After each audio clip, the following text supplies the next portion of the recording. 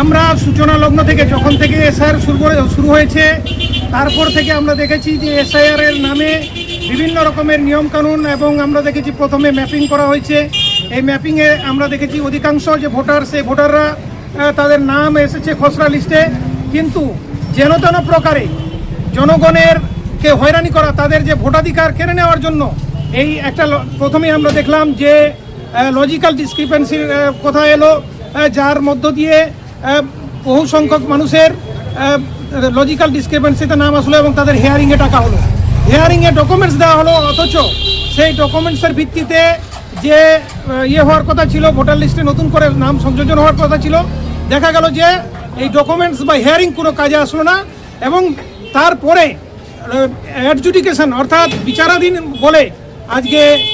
মানুষদেরকে হয়রানি করা হচ্ছে, যারা বৈধ নাগরিক তাদেরকে হয়রানি করা হচ্ছে। এর মধ্যে ছাত্র আছে, শিক্ষক আছে, কৃষক আছে, মজুর আছে, সরকারি কর্মচারী আছে, বিএলও আছে এবং বিভিন্ন আধিকারিক রয়েছেন, রাজ্যের মুখ্য সচিব রয়েছেন এবং যারা স্বাধীনতা সংগ্রামী তাদের পরিবার আছে। আমরা দেখলাম যে এই এসআইআর এর কারণে, অ্যাডজুডিকেশনের কারণে, লজিক্যাল ডিসক্রিপেন্সির কারণে আজকে অসংখ্য বিএলও বা অসংখ্য জনগণ তারা আত্মহত্যা করলো বা হার্ট অ্যাটাক করে মারা গেল। আমরা মনে করি যে এই নির্বাচন কমিশন আসলে নির্বাচন কমিশন নয়, এই নির্বাচন কমিশন হচ্ছে নির্যাতন কমিশন, এই নির্বাচন কমিশন হচ্ছে জ্বালাতন কমিশন। এই জ্বালাতনের বিরুদ্ধে, নির্যাতনের বিরুদ্ধে সকলকে ঐক্যবদ্ধ হতে হবে, সমস্ত পার্টিকে ঐক্যবদ্ধ হতে হবে। ওয়েলফেয়ার পার্টি সূচনা লগ্ন থেকে ইলেকশন কমিশনের দপ্তরে বারবার ডেপুটেশন দিয়েছে এককভাবে, অথবা বিভিন্ন রাজনৈতিক দলের সাথে, বিভিন্ন সংগঠনের সাথে ঐক্যবদ্ধ হয়ে তারা লড়াই করেছে এবং তারা ডেপুটেশন দিয়েছে, ধর্ণা দিয়েছে এবং বর্তমানে আমাদের বিভিন্ন ডিএম অফিসে ডেপুটেশন, আমাদের ধর্ণা চলছে, কর্মসূচি চলছে। আমাদের আহ্বান যে সমস্ত রাজনৈতিক দল মত নির্বিশেষে সমস্ত বিরোধী দলকে ঐক্যবদ্ধ হয়ে এই যে এসআইআর এর নামে মানুষকে হয়রানি করা হচ্ছে, নির্যাতন করা হচ্ছে, এই নির্যাতনের বিরুদ্ধে ইলেকশন কমিশনের বিরুদ্ধে ঐক্যবদ্ধ হতে হবে এবং এই নির্যাতনের মোকাবেলায় আমাদেরকে এগিয়ে আসতে হবে। আমরা মনে করি যে ইলেকশন কমিশন হচ্ছে পক্ষপাতদুষ্ট এবং এই পক্ষপাতী হয়ে তারা একটা রাজনৈতিক দলের মদতপুষ্ট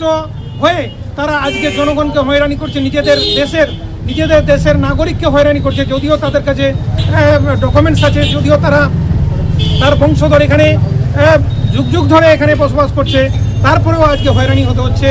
আমরা এর তীব্র নিন্দা জানাচ্ছি এবং সকল নাগরিককে ঐক্যবদ্ধ হওয়ার আহ্বান জানাচ্ছি।